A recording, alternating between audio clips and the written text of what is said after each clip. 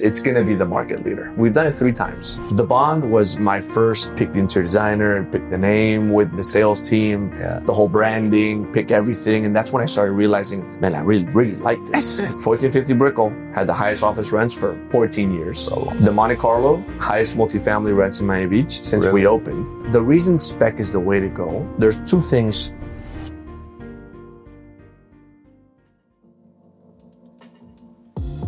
Miami DealMakers is sponsored by Plytech. Noise complaints are one of the top issues facing condo and hotel developers. Plytech engineered the Genie Mat to provide effective sound isolation of floors and walls in units for quiet living and restful sleep. As a designer and developer, you know high quality amenity spaces set your project apart, but they shouldn't come at the cost of comfort. Plytech's products isolate the noise from gyms, pools, and everyone's favorite, even pickleball courts, so residents can fully enjoy their homes. Visit plytech.com today and build quieter buildings. That's plytech.com, PLITEQ.com, or send an email at info@plytech.com. Diego, thank you for taking the time. Omar, always a pleasure. 100%. So I actually want to start by the podcast, this episode, talking about the story of the land we sold to you late last year for like $8.5 million. It was so funny. And this is how small like real estate is, right? I met this owner of a 17-acre site, more or less, in Port St. Lucie. And he's like, hey, you can show it to people. 21 acres? Okay, 21 acres. Yeah. He's like, you can show it to people. I don't want to list it. I don't want to market it wide, but like, I would be a seller at the right price. He's like, show it to like 2 or 3 people. And I'm like, okay. And I'm thinking, man, who do I show it to? Yeah. And literally the next day, we go to the ULI Vision Awards. Yeah. And I'm like, hey, you built Vista Verde, which is like next to a Publix in Sunrise, right? And I'm like, I have another site next to a Publix in Port St. Lucie. I'm like, you probably should be interested. I show it to you on a map. After the Vision Awards, we were walking back to Brickell together. Yeah, it was a great night. I remember walking back. Super coincidental. And like, you just saw the site. I had read, and I had heard more than read. I had heard that Port St. Lucie was on fire. Yeah. And that it was the number 4 or 5th fastest growing metro in the nation. It was one of those stats that just kind of lingers in the background. And then, but I'd never been to Port St. Lucie. I was never I was really never going to go. Yeah. And then you mentioned Port St. Lucie. I said, let's go check it out. You like did quick math and you were like, don't show it to anyone else. Like, I think this is my deal. It's 22-acre site next to a Walmart, next to a Publix on Port St. Lucie Boulevard in the heart of town. It was kind of a no-brainer. So good. It was so good. Yeah. And the funniest thing is I was like, all right, you sent the offer, the whole thing. And then the next step, I was like, let's go meet the owner. Yeah. And then it was so funny. So we drive all the way to Port St. Lucie. We meet by the site to have lunch. Remember at the Duffy's? Yeah, with Paco. And, Paco, the owner, is Spaniard. And you obviously are Spaniard as well. When you guys were talking in Spanish and talking about cultural, and I was literally, it was like the happiest lunch. I'm like, this is going to work out. 100%. He's a great guy. My father just coincidentally knew his brother years ago. Oh, no way. They were on the board together of Colonial Bank. Oh, wow. Before BB&T, before all of that. So it was perfect. And great guy. Yeah, no, it was an incredible. For me, the deal happened like a month. My whole team was like, what's the deal that's closing? I'm like, don't worry about it. No, it was incredible. But obviously, let's back up. So obviously your father, Alan Ojeda, I actually don't know. Was Alan Ojeda the one that sort of started the the whole real estate business, or was he was the OG? Yeah, it was super the OG. Yeah. Okay. And so Rilea is 1981, so it's 44 years now. Wow, developing. Yeah. So how was that like growing up when you were like in elementary school? Your father was already like super real estate involved, or like from the moment we moved to Miami. Well, you were born in Spain. I was born. No. So sorry. From the moment they moved to Miami, I was born here. In 82. And he was full-fledged. He started from nothing. So he started the company with a tiny little strip mall that we still own, 30,000 square feet, by the Turnpike, 184th. With that, it just grew. So you were born in Miami? I was born in Miami. And then I was raised in Miami. I've lived here most of my life. I went 4th and 5th grade. I moved to Spain. Okay. My dad had a big project he had to go take care of, so we all went. And then after that was done, we came back. Got it. And your father, was he born in Spain? Yeah. And both my came parents. to Miami? Yeah. Got it. Yeah, both. My father was born in Barcelona, but raised in Madrid. Yeah. My mother's full Madrid. Okay. And And my mother's, it was my mother's, so my grandfather on my mother's side, he bought apartments in an old building in Key Biscayne called Key Colony. Yeah. He bought pre-construction. Oh, no way. Key Colony looks like, for me, looks like the oldest. Exactly. Yeah. This is like 70s. Yeah. Because he would do business in California. He was a large film producer and film distributor. Okay. So he would buy movies like Rambo and King Kong, like big movies in California. Yeah. And then he would distribute them in Spain. The theaters, the whole thing was him, right? So he would lay over in Miami. And on one of those layovers, someone said, hey, there's this island. Go check it out. Go check out. Yeah. And that's what you guys are now. Thanks to having those apartments, my parents came and they checked them out, and my dad like, loved this place is amazing. My dad. So Miami has a way about it when people visit. They're like, dude, this place is magical. It's like my dad says it. It's in 2 years or less, you tropicalize. Yeah. And then you can't leave. You know? You tropicalize. Yeah, I love that. So then did you, like, growing up, were you like, I'm definitely going to be in real estate. I'm going to work in the family the other way around. business? No. It was my grandfather. It was film. Okay. Film was my thing. Really? I wanted you told me. I wanted to be in film. I wanted to study like acting, motion pictures. No, directing. Okay. So he was a big producer and distributor, and I like the business side and the directing side. Big storytelling. I've always been a big storyteller since a kid. So I went to film school. I went to film school in Boston. And then my first job was MTV Latin America at 1111 Lincoln Road. Okay. And first I interned, and then I got into production, and I was editing. I was an editor big time, and I worked with MTV. I jumped around from VH1 to MTV. No way. And then the guy who was the creative director of MTV, Latin America, because Miami was the base for all of Mexico, Brazil, et cetera. The capital of Latin America. Exactly. So it was all done here. And my boss, the creative director, he gets hired by NBC Universal to go relaunch a failed channel. Okay. That was called Mundos. Okay. And the president of MTV Latin America and him, and it was myself, the three of us, and then he hired me to go with him. The three of us went to LA. It was NBC Universal, and we were there for 2 years. So you were in LA for a while? Yeah, I lived in LA. I lived in West Hollywood and the Beverly Hills. And this is like in your mid-20s? This is early 20s. Yeah. I was 25. So how long was sort of the film, the film ended? The film ended basically end of 2007, 2008. Okay. And which is when I got into real estate. Got it. And so I was doing Universal. We wanted to do a movie. Yeah. And with my boss, he had just directed a movie that did really well. It was distributed by Lionsgate and 20th Century Fox. And he said, I was directing commercials at Universal. Okay. And I told him one day, hey, if you ever need money for a movie, I'm sure I can raise money for you, blah, blah, blah. This is pre-recession when there was money everywhere. Yeah. And he was like, great, I'll direct it, you produce it. And I told him, I've never produced a movie before. And he says, it's like doing a commercial, just lots of them, back to back. Yeah, a lot of commercials. So we raised the money. We shot a film in Peru called Mancora. Okay. Which is a really cool beach town in the north of Peru. Okay. Surf town. We got into Sundance. Yeah. And really sold it to HBO. Oh, huge. Wow. No, it was real. Okay, so it was. I did a deal with Blockbuster. That's how old it is. No way. We were in every Blockbuster in the country. Everything was going amazing. Yeah. I remember Blockbuster. And then Recession came. Yeah. My distribution company went bankrupt. No way. Sucked us into like bankruptcy court. My investors were all like real estate friends of my father that were losing so much money in their deals that they were like, we're not putting the money into this. We're going to come back to the film exposure. This is the last thing we're putting money into. So, this whole time your father's in Miami, he was here doing the whole he thing. Was building. He was in that 2007. He was starting 1450 spec. He had already office building. Exactly. He had already built this one, 1111 Brickell. Yeah. You guys built 1111 Brickell? Yeah. I had no idea. Yeah. Oh. So my dad bought this site. Oh, wow. From the RTC.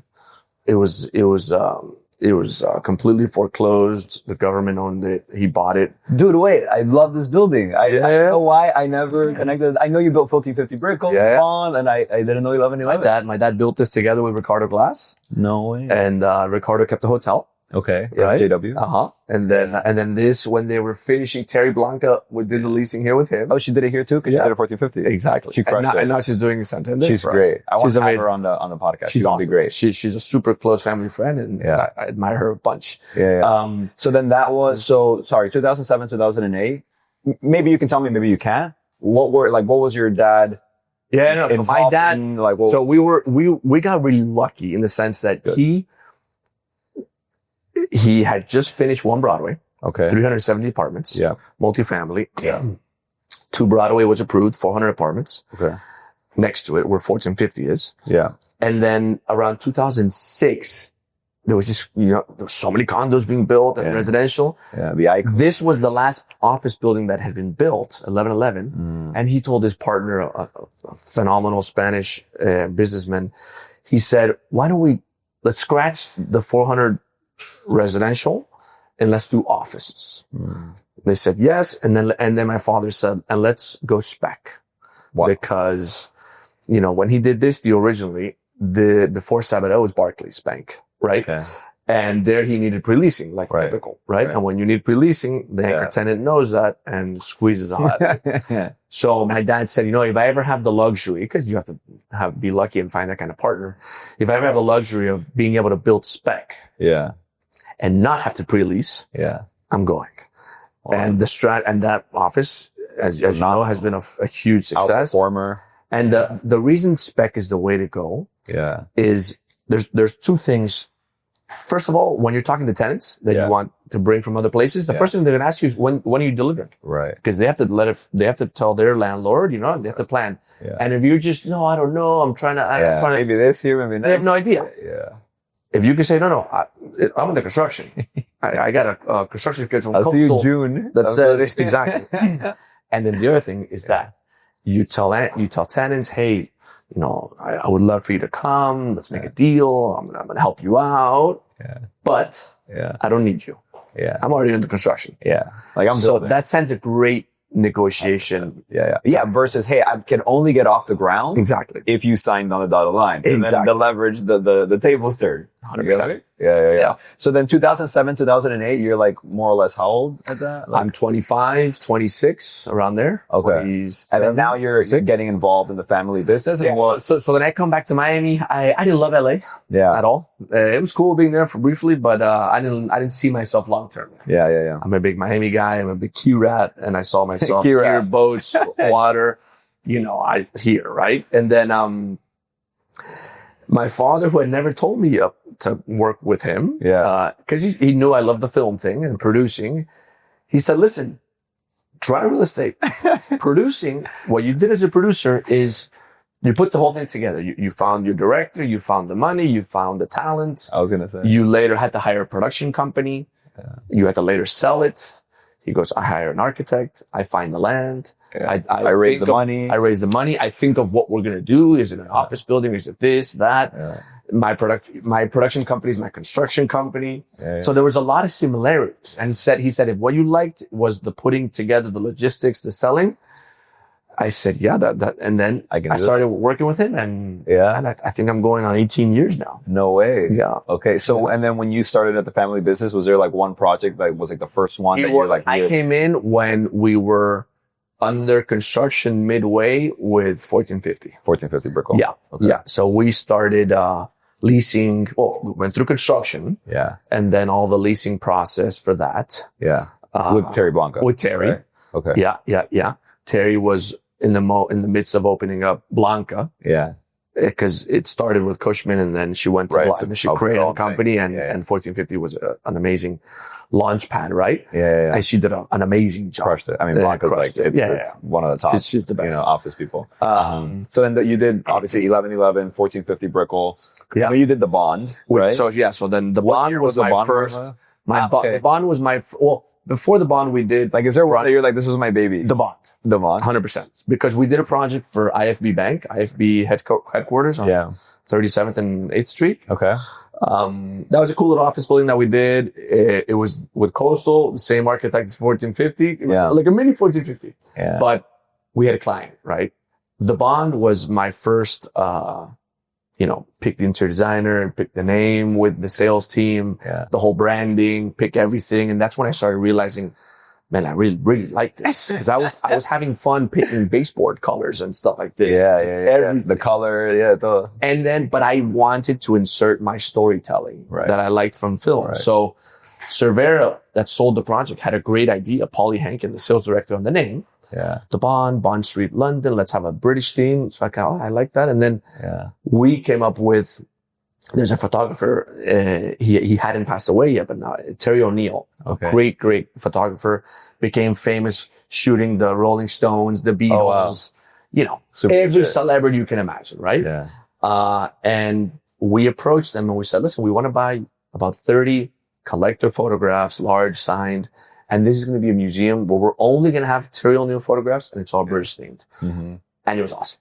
Yeah. We, even now it has that British theme. You have a red phone booth, I think, inside of it, right? From London. No way. And we brought it by boat. Yeah. And I think the project, it still sells well. We sold that. So we were sold out before we finished construction. Yeah. I don't even want to ask the price per square foot because compared to now, I'll tell you, the blend was $550. Like your hard cost today. And it was a good, and it was you crushed it. You're like, thank God. Yeah. You think about that now, that's not even my hard cost. Forget everything else. Literally, it's crazy. No, but what's happened in Miami has just been out of control. It's crazy. It's crazy. But that was really well received. Yeah.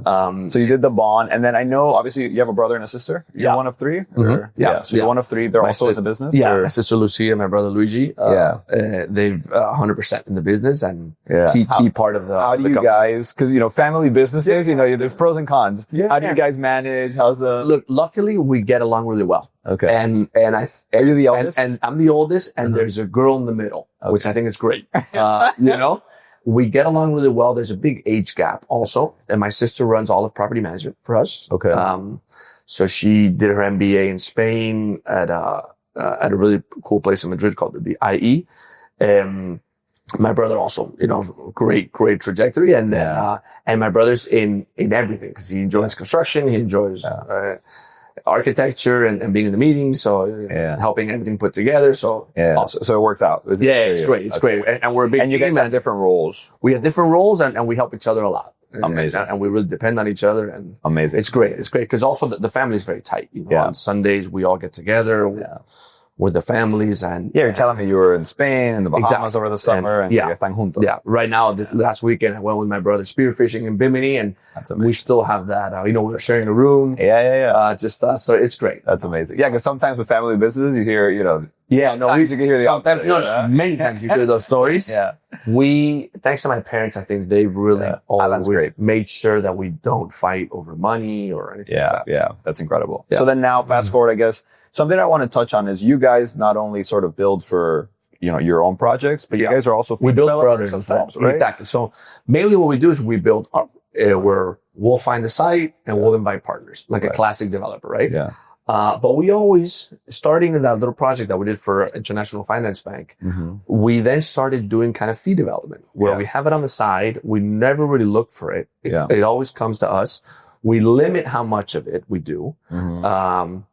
And then we really get to pick. So we did one project, in Miami Beach called the Monte Carlo, 65th and Collins, oceanfront, for my eldest son's godparents. Yeah. Great family out of Spain. Great project. So we did that for them. So you build it for them. Exactly. Okay. We finished designing it. We built it. We leased it up. I staffed it. And then once it's all running, we kind of hand it over to the CFO. Sometimes they'll ask us to stay on managing. To manage it. Yeah. So we've done that. The largest one we have right now is obviously Santander. I want to talk about that. Yeah. So what's funny is Miami, after COVID, got this huge office leasing sort of wave. You saw Citadel, Microsoft, all these people start coming in here. It's pulled back some, obviously, which made some projects not go forward. And we were just talking about one Brickell City Center that Stephen Ross was doing with Swire. Then Swire ended up selling the land to the Mello family. So that's not happening anymore. But like Santander, it's huge mistake in my eyes, but whatever. That for me, that corner, I can't believe the jewel of Brickell. I can't believe that for $200 million, they sold the Brickell address on a multi-billion-dollar project. I know. And I don't believe we need money for the Mandarin, Yeah. So basically, some office projects pull back. But Santander, I'm assuming it's theirs. It's theirs. Yeah. Like, is the whole thing the beautiful thing about the beautiful thing of Santander. First of all, we're super proud to be able to be spearheading their North American, I don't want to call it headquarters, but like crown or jewel or whatever. Right? Yeah. For us that were from Spain. So obviously for us, it's a big, big badge of honor. They're a super well-respected company. Yeah. A Fortune 500, they at one point they were the largest lender in the world. Oh, no way. Yeah. And just, amazing story, right? Yeah. They've owned that site, 1401 Brickell, for 50 years, right? Yeah. And they've had that office building there, which my wife coincidentally worked at. No way. Way before. In Santander. Yeah, when because we're the same age, when she was about 23, straight out of college. I didn't know her at that point. But, and then private wealth, LATAM always came out of that project. Was there? So then Santander decided they wanted to, consolidate some different regions of the country. Yeah. And build, a project. There was an RFP where 3 developers were invited. Mm-hmm. We won, luckily, and it's a 900,000 rentable. It's double if you do gross because of all the parking and everything. 900,000 rentable square feet office tower. Wow. How many stories high, more or less? It's 50 stories. Yeah. But we have lots of double volume areas. Like we're roughly the Four Seasons height. Okay. That's big. Beautiful. So we did a contest for the architects. Yeah. The team that won is Handel Architects, Gary Handel. Oh, wow, yeah. Out of New York. Phenomenal. Yeah. They did down here they did the Four Seasons which is next door. Yeah. They did the Four Seasons. Yeah. And they were the architect of record on the PAM Museum as well. But they've done stuff all over the world. Yeah. And aside of the buildings that they've done in Asia, they also coincidentally did the 9/11 Memorial. Oh, no way. Which is beautiful. Yeah. Incredible. So that was huge. And even though they're star architects, they're wonderful to work with. Yeah. Zero prima donna, very accessible. That's amazing. Yeah. What's the sort of the timeline on that project, more or less? So Coastal's building that. That's our 5th project with Coastal. So we brought the team, right? We brought everyone. We built 1450 Brickell across the street with Coastal Construction. Yeah. We're very close with the Murphy family. Yeah. I admire them a lot and there's a lot of trust. So for something this big, we needed someone that we felt mega comfortable with. Exactly. And Santander was really relying on us for that. Yeah. So we brought over Coastal. And is that late 2025? Is this like 2027? Yeah. I don't want to mention the date yet because I might get in trouble. And yeah. I got you. With these larger projects with clients, you never know. They really want to. So how does that dynamic work, right? So for me, when I sell land, Miami DealMakers is sponsored by Plytech. Noise complaints are one of the top issues facing condo and hotel developers. Plytech engineered the Genie Mat to provide effective sound isolation of floors and walls in units for quiet living and restful sleep. As a designer and developer, you know high quality amenity spaces set your project apart, but they shouldn't come at the cost of comfort. Plytech's products isolate the noise from gyms, pools, and everyone's favorite, even pickleball courts, so residents can fully enjoy their homes. Visit Plytech.com today and build quieter buildings.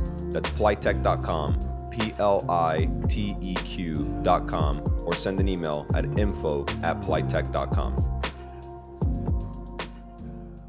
Right? It's like the developer has, hey, I can pay this much for the land because these are my sales. Yep. And this is the residual land value after my expenses. Yep. But here it's like we own the land. We own the land, money, free and clear. So like, I don't want to say you don't have a budget. That was the reason. So the reason Related New York and Swire didn't go through and a couple other office projects. Which is great phenomenal for us. Bad for you guys. I mean, that was going to be our main competitor. Right. But it was funny because at one point they were telling us they're taking about a third, right? Mm-hmm. And then we're going to lease out the rest with Terry. Terry, also who worked. Amazing. She leased this project for us, 1111 and 1450. Early on, they said, well, we need to find an anchor tenant. Yeah. I said, you are the anchor tenant. Yeah. We're getting off the ground with you. Yeah. We don't need anyone else. Don't worry. So the rest is going to be spec pretty much. Yeah. Okay. Which is going to work phenomenally in your favor. Phenomenally. Yeah. The way it really to succeed in the office building industry, you have to go spec. Yeah. You have to. Yeah. 1450 Brickell was spec. During the recession, even scarier. Yeah. My dad always says that people would ask him, it was the only crane in Miami.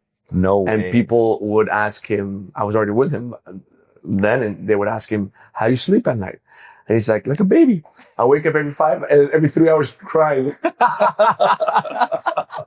That's incredible. That's amazing. I love your dad. But yeah, so yeah. So Santander, you guys are doing, and now I want to talk about the Ryder and Mohawk that you're doing. Called it like Wynwood Midtown area. I love the location, by the way. Thank you. Walkable to Wynwood, walkable to Trader Joe's. Amazing. So what's like sort of the story? When did you guys buy those sites a long time ago? We bought those 2021, I think. So I started negotiating those deep COVID, let's say, when everything was very uncertain. Yeah. Which is a great 2020, time. which was It's the best time to be negotiating. I was making just offers around town. I really wanted to go to Wynwood. John Paul, a Rilea Group, had already done Wynwood 25 and were successful with it. We refinanced that one. Super. And that's such a great project. They're very close friends of ours. So I was really, that was his first entrance into Wynwood. And I was just inspired by it. I was like, I gotta go. I'm going right after you. Yeah. So then we bought almost the entire block. We bought a project for Mohawk on 29th between North Miami Avenue and the train tracks. 29th now. I didn't know this back then, but 29th is now the street. It's the street. It's the street. So we have Caddy Corner on 29th. Amazon rented, 75,000 square feet. Malcero Claude, right at Wynwood Plaza. Amazon Whole Foods opened up under Crescent Heights' Forma Miami, which is also 29. And they're crushing it. And just on the block next to us, you have Kushner, you have Lennar, PMG. Crazy. They're all next to each other. Everyone's there. Related. Brookfield Asset Management, one of the real estate companies, they're like a block away from you. So I had no idea this was going to happen. So I don't want to think that I'm a visionary. I got lucky. But we knew the train, it was the idea that the train station or stop was coming to 27th. So Mohawk's 300 apartments, 300 multifamily apartments, and 30,000 square feet of retail. And then I bought the one next door called The Ryder. It's on the tracks. And I called it The Ryder because the station is coming 85 yards away. And I called it, ride the train, The Ryder. And then I had lots of fun with the evolution of the storytelling there as well. Mohawk, because the Mohawk, it was a very punk rock. It was. High fashion, inspired project. Brick, steel, insane amenities. I think we're really, really going to kill it. Did you know going into that land that you were going to do sort of half condo, half like a condo project and a rental project? No, or did that I thought I was going to buy Mohawk and that was it. So I bought Mohawk and it was going to be a rental project and that was it, right? How many units is it? 300. It was originally 222. And then like a year and a half later, I bought the site behind it and increased it to 300. Got it. So we've taken a lot longer than we thought because I've been still amassing sites and making a project. And Wynwood is very fragmented. Like the owners own little things. So we were able to buy that. And then the project next door wasn't on the market. And we approached the seller, and we bought it. So when you started the Ryder, right, you were like, you don't want them to be competing against each other. Exactly. So I did two projects next to each other and I didn't want them to compete. And more than anything for my investors, for my partners. Okay. So Mohawk is a multifamily. So I said, let's make this one condo. Not only that, let's take it a step above. And let's allow short-term rentals like we had done at the Monte Carlo. And it was this huge success. And for Miami, like people love that. And also you get the flexibility because of our buyers, the Ryder. I would say half are investors and half are people that love the project and want to live it. Really? So, because like I'll just pause. I have family that buys these condos, Airbnb type investments, and for them, they're like, I can go there and enjoy it whenever I want. And all the other times of the year, it's cash flowing. 100%. And you give them the option. Where in the past, you're not forcing them to put in a hotel pool where it's like, no, you rent it whenever you want. If I'm giving you the no restrictions and we're selling it furnished. So cool. So we did a partnership with Restoration Hardware. Oh, to our age. For I would say 20%, a little bit more of the building. It's the 2 penthouse levels. And then we have on the third floor these amazing lanais that have terraces larger than the apartments. Oh, no way. So those... terrace is larger than... Sometimes twice the size. So we're putting trellises and hot tubs and all that. Amazing. So those, let's say the creme de la creme are RH. Got it. And then all the rest of the building, we went with a really cool Mexican company called Casel. Also very cool, just not RH. But great company, great branding. So you're doing... you're selling Airbnb, sort of, not Airbnb, but you're selling short-term rental condos at the Ryder. How is it fully sold out? So we're we broke ground a few months ago. I forget now. A few months ago, we demolished on both Mohawk and Ryder. We demolished the old buildings that were there. We've been doing a bunch of site work. Yeah. And now, which was always kind of my dream, and it seems like it's going to happen, and miraculously, they're going to start at the same time as far as vertical. Okay, construction. So this is in a month and a half. We're going up. I would say a month and a half in both. Amazing. Who's doing the sales at so Cervera, we've only done as a company 3 condos ever. Right. My father did one in the 80s. Okay. Called Gables La Roque. Okay. By Granada Golf Course. Okay. On Valencia. Cervera sold it for them. Mm-hmm. We did the bond.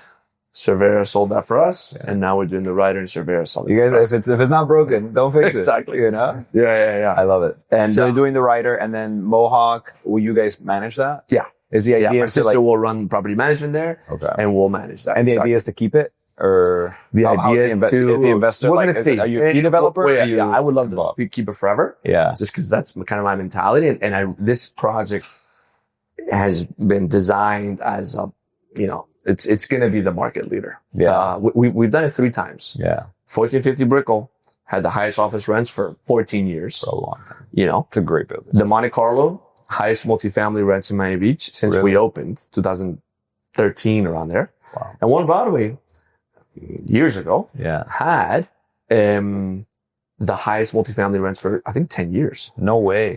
For a multifamily project in Brickell. Right. Or maybe in the city of Miami. Yeah. You're basically just competing against condo rentals. Because there wasn't we go above and beyond in the sense that like our projects are more expensive in the sense that I'm spending more money on them. So it's not that we just get lucky. Like I have better kitchens, better countertops, better appliances. So I've noticed this trend in Miami, right? When I try to sell land, obviously Coral Gables, Coconut Grove, wherever it is. And the developers that I talk to, most of them are like, here are the rents. Mm-hmm. I look at the rent comps and here are the rents. Yeah. And then you've got typically the guy that's buying the land that says, I know the rents are here, but I'm going to go and make a building that's so much nicer that the rents are going to be up here. Yep. Right? And people are like, oh, you're crazy. You're never going to get $4 rents in Coral Gables, when the market was $2, $3 rents. Right. And then comes Colin Trable and builds the Henry. And they're getting $4.50 rents, $5 rents. And people are like, whoa, but why? Because like they go up on the finishes, they go up on everything. 100%. This is happening in Edgewater. And ignore all of the haters. Yeah, actually, people are like, oh, that's not going to happen. You're going to lose your ass, this whole thing. And ignore the haters. I say that all day. The people say lawyers kill deals. For me, it's the analysts that kill deals. Really? Just like the minutia.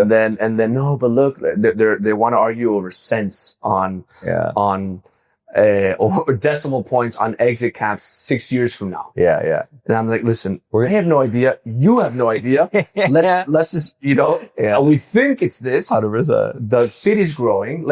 I am a very macro.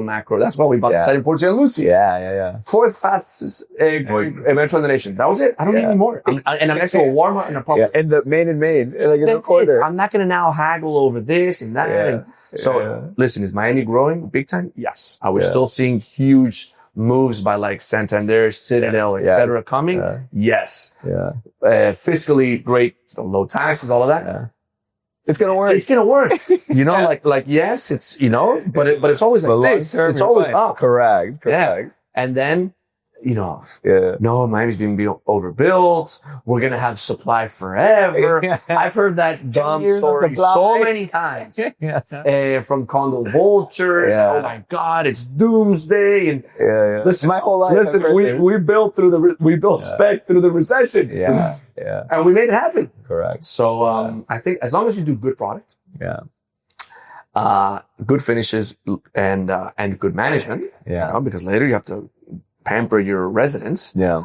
I think it'll be fine. It's so funny to say that literally, I've been in the business got like 10-ish years, and my entire career, there's always a doom and gloom person. Always. And it's like, and I have even friends that are like, the market's about to crash. The market's about to crash. So they've been telling me that for 10 years. And I'm like, bro, sooner or later you're going to be right. Yeah. But like, I think, in the meantime, I'm going to keep, doing my thing. Quote, it was realists are more likely to be right, but optimists are more likely to be rich. 100%. 100%. We're going for it. 100%. Yeah. And then, So during the recession, we got lucky that we didn't have any condos. Yeah.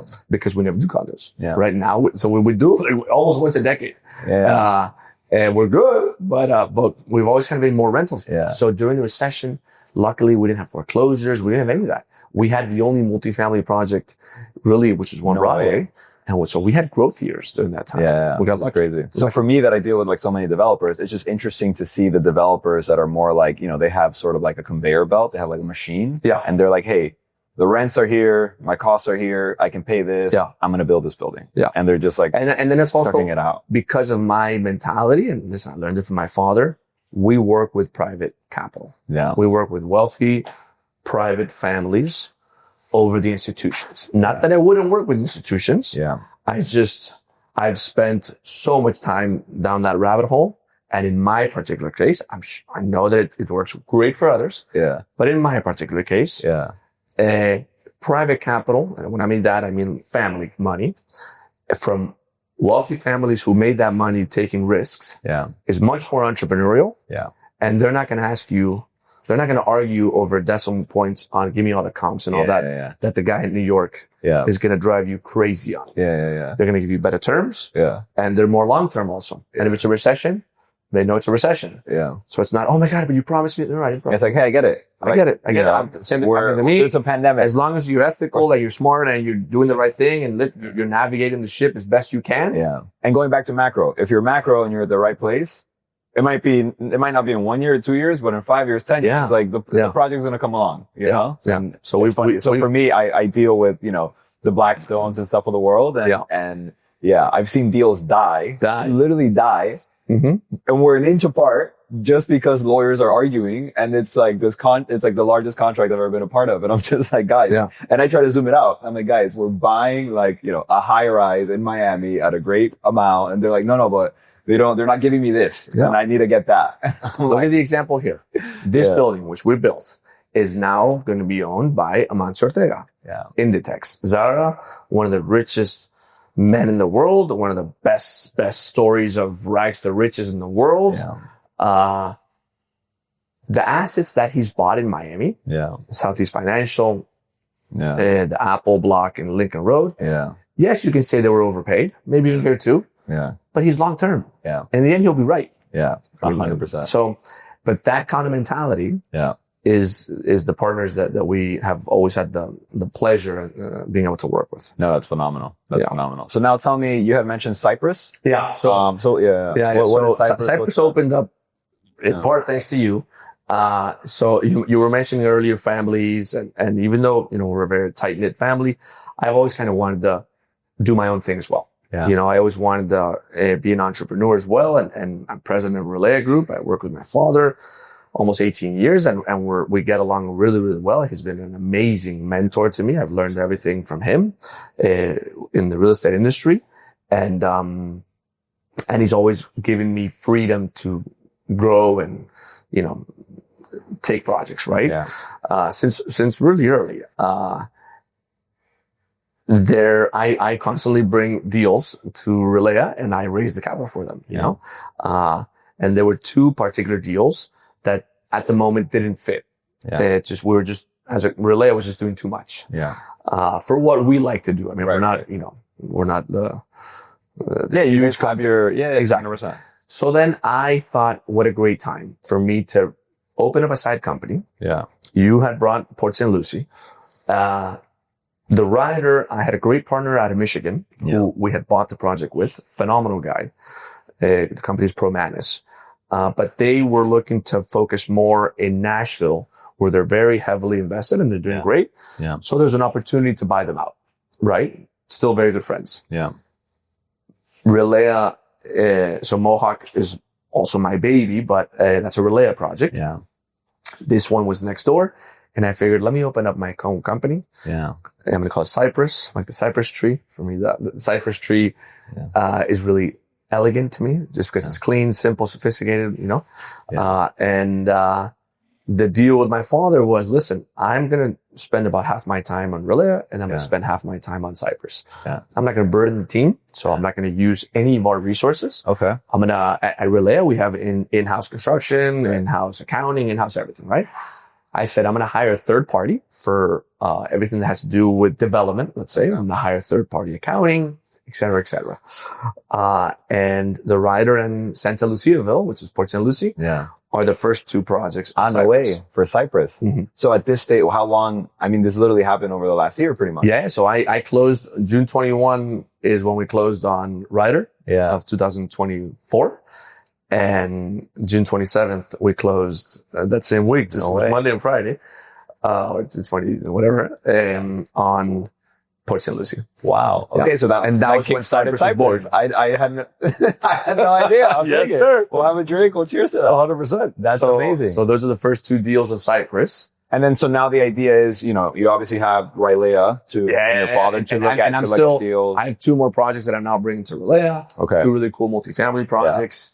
But it gives you the flexibility to say, hey, I really like this deal. Like, I want to take it on. I'm going to take it on. I'm going to keep it for myself. I'm going to raise the capital. I'm going to do the things, Exactly. Okay. Amazing. So how are you not, the resources? You're hiring your own team? I already did. Cyprus? Yeah. I have really? I started now hiring in-house people. I have two. I'm still very startup. Yeah. But again, this company that I have working for us which is called Vantage, great guys. It's a 3-man team and they're phenomenal. Yeah. And they are great for, everything, permitting, development, construction, on the owner side. Yeah.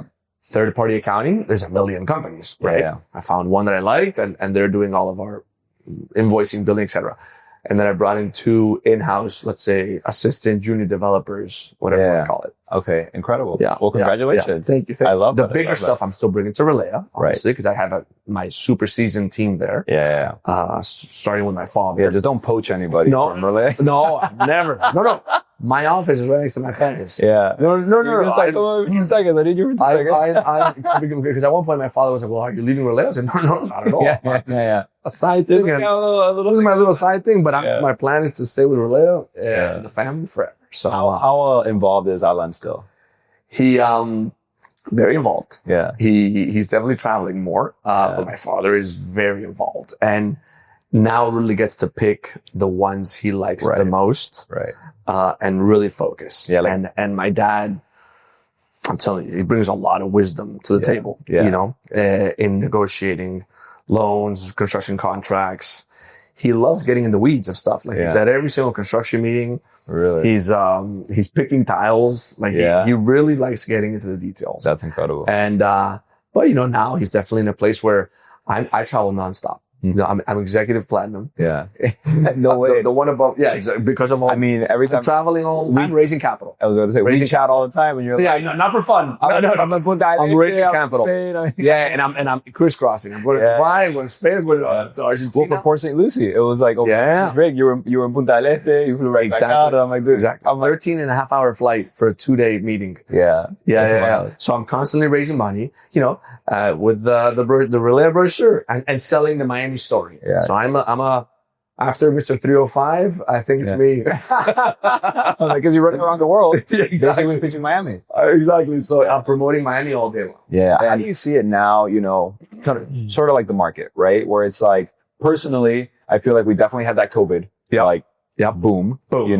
And then to your point, Miami does this. Do you feel like right now it's like, hey guys, it's slow and it'll likely stay slow for a couple more months, years? Or do you feel like the main questions that I asked first when I speak to people, because most of our investors, many are Spanish families that are not in the US, not invested in the US. Yeah. I'm explaining to them what an LLC is, like basic stuff. Yeah. They're just not in this country. Yeah. And when they take the meeting, they're not really looking to be in this country. Yeah. But the minute after I've told the Miami story and shown our track record. 44 years. We've never had a foreclosure. Yeah. We've never not returned investor capital. Yeah. Projects have done better than others, of course. Right. But we've never, ever had to call an investor and say, we lost your money. Yeah. Or, hey, the bank took the project because we were over leveraged, or these crazy stories that we're reading in the news that are real. Yeah. That are real. No, in real estate, you can, lose it all. I give developers all the credit in the world. It's very risky and you're very optimistic the entire time. Like just brainwashing yourself. So I always tell people, listen, the two largest macroeconomic disasters that the world has gone through simultaneously, that we all experience, not a war in Ukraine that only they're dealing with, or an earthquake there. Yeah. Like we all went through two things: 2008 recession. Yeah. That was worldwide, and COVID. Yeah. Okay. In both of those situations, for many reasons, Miami bounced back super fast. Yeah. So in the recession, man, we were in pre-sales in the bond in 2010. Yeah. We opened 1450 March 2010. Spain didn't bounce back until late 18 around there, and most of the world. And then COVID, crazy. The rents here exploded. It was insane. Offices, people come. 40% higher. There's a whole host of items that make Miami bulletproof. Yeah. Okay. Yeah. And then the other thing is, I get asked a lot, all right, well, what are your thoughts on, the current administration, politics? And I say, listen, let's not get into politics because, you don't know people have opinions. I just know two good, well, no, not good, wonderful coincidences that I have on my side. This is when I'm pitching an investor to please write me a check. Yeah. I say, the president is from the real estate world. Yeah. That's one good check for us. And his son-in-law lives here and is in the real estate world. Yeah, we've done deals. So they're both obviously gonna protect our industry. Yeah. And second, he fiscally resides in Florida. Yeah. Our state. Two good coincidences. Yeah. Forget everything else. Yeah. I don't want to get into, but going back to macro, it's like, I keep it like that. And this makes me feel comfortable. Listen, I'm just thinking about development. Are these projects going to make money? In real estate, and this is a big thing my father instilled in us, the most dangerous thing in real estate is debt. Being over leveraged. Yeah. Right? Because then your pro forma didn't work out. You didn't get the rents you thought. Costs went up, and now you owe the bank, and it's over. Yeah. Right? Yeah. We don't like to put too much leverage on deals. Definitely. We've done 3 all cash buildings. Yeah. We did the bond cash. We did the Monte Carlo cash. No way. And the IFB bank was cash. Oh, that's wild. Cash. No lender. But obviously having some debt in the project makes it more efficient. Correct. It makes your dollars go farther. Yeah, but you don't go and overextend, over leverage yourself. So 50, 60%, get to the point where you can lose everything. Yeah. Yeah. Which is for me, when I see developers, they start with a small project. Yeah. Then they go to a bigger project with personal guarantees and leverage, and they go bigger, and basically they keep betting the house every single time. Every time. Like, I always say, we work with, the last bank that we worked with was a banca, Spanish bank based here in Brickell. Normal, so I always say, watch out with that sexy New York money. It's the pretty girl looking at you. Yeah, yeah. And then if things turn. Yeah, it's the first one out the door. I mean, we're seeing a big story happening right now in downtown. Yeah. Because of the New York money. Yeah. Well, funny enough, you guys were doing, the line in, Dadeland. Right? Yeah. And so you ended up. I was a huge believer in that project. Yeah. It's next to Dadeland Mall. Yeah. Next to the Metro Rail station. Yeah. But unfortunately, early in COVID, our largest investor and good family friend, the people that we built Monte Carlo for. Okay. He passed away really early in COVID because of COVID. The family lives in Spain, and they were like, listen, it was very gloomy then. Yeah, for sure. We got a crazy offer. Yeah. By Maclo. Harry Maclo. And then we said, listen, why don't we just sell this thing? Yeah. I mean, you sold it at a great price. And sold it. We bought it for 13 and we sold it for 31.9. Crazy. Yeah, he still did well. Macro. We go back to macro. Yeah. We're not land guys in the sense that our intention is to develop. Right. But listen, their circumstances, families, I have developer clients that I've sold land to. And then a year or 2 years later, they're still like, okay, what are we going to build? What are we going to do? Whatever type of thing. And then they get an offer. They get an offer 2.5x what they paid. Like I sold the land to them for 23 million and they get an offer of 45. And they're like, we're going to sell this thing. We love this project, but now it's your project. Exactly. Exactly. So I don't know if you know we owned the site in Dania Beach for almost 20 years. Yeah. Oh yeah. Dania Beach. So we'll hold some land forever. Land is a great place to put your money. They say God's not building any more of it. Yeah, it's just there, and land. What's the word I'm looking for? It's inflation proof, right? You know, because it's not, you're not in cash. Yeah, exactly. No, not only that. So I don't know if you know this, but Harry Maclow then ended up hiring us to sell the site. My team. Oh, I remember. So you talked about this because we tried to buy it back. Remember? Oh, that's right. We tried to buy it back. It was too fast. We ended up selling it to Rilea Group. Yeah. Yeah. So who are going to do a phenomenal job. Yeah, they're great. George Jean-Paul here are the smartest, so they're going to do great. Yeah. So I want to kind of wrap things up and sort of bring it back to like a lot of the audience and the listeners here. You know, let's say you're kind of like in your mid 20s or late 20s and you're trying to like, you know, do the things. What are I don't know, pieces of advice. Yeah. And we have some of those young bucks at the office. Yeah, exactly. And that we've hired from the Amaret program or not. Yeah. Listen, it's put in the extra work. Yeah. Be different. Yeah. You know, just really make your, you know, learn as much as you can. If you're in a place that you feel that you're not surrounded by the best. Or in a great company, you know, before working for my father, I worked at MTV and Universal. Yeah. I didn't go to some random Mickey Mouse, you know, news network. Yeah. Just because it's like, look, your time is all you really have. Right. So you might as well just aim big, right? Right. That's the first thing. And then put in the extra work. Yeah. You just have to. Really put in the extra work, put in the extra time. Yeah. The whole, no, I'm going to work 19 days from home and all that. It's like, listen, like me, when I hire, I can care less. Yeah. Where you went to college? Yeah. If you went to college. Yeah. I can care less. Yeah. But are you hungry? And I don't do it's the interview. The girl or the guy. Just seeing I'd much rather street smarts. Yeah. Over book smarts. I mean, also in real estate. In real estate, it's handling dealing with everyone. For stuff. It's having the smell. It's I want to find new stuff that's going on. And also relationships. Can you raise money? Are you presentable? Can you convince someone? Can you tell the story? Yeah. Because can you convey trust? Can you convey that? Yeah. Way more over. No, I went to Dartmouth and I got a PhD. I got a PhD that great. Hey, funny. Yeah, good for you. Good for you. But but it's because real estate is so versatile. It's dynamic and you need so many skill sets. Yeah. So it's funny because of the whole social media thing that I do. I have a lot of people reach out and, 20s and they like want advice. And what you said is something that I tell everyone. I'm like, guys, I have people that come up to me like, Omar, I have 2 offers. One of them's offering me 85 grand and one of them's offering me 93 grand. Like kind of where should I? And I'm like lady, guy or girl? I'm like, where did you go and feel like more energized and more inspired by what they're doing and who you're going to be surrounding yourself 100%. with? Because if you're going to be working, you don't care about 85 or 90. You care about the career you're going to build and hopefully making hundreds of thousands, if not millions of dollars. And you're only going to get there if you surround yourself with the best. The best. And if you're hungry and really making a name for yourself and just putting time and Amazing. Diego, such a pleasure to have you, my friend. Always a pleasure. Thank you so much for taking the time. And congrats on Cipres. Thank you very much. You're welcome. Thanks to you. Yes. Amazing. Miami DealMakers is sponsored by Plytech. Noise complaints are one of the top issues facing condo and hotel developers. Plytech engineered the Genie Mat to provide effective sound isolation of floors and walls in units for quiet living and restful sleep. As a designer and developer, you know high-quality amenity spaces set your project apart, but they shouldn't come at the cost of comfort.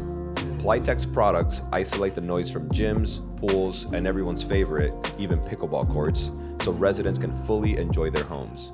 Visit Plytech.com today and build quieter buildings.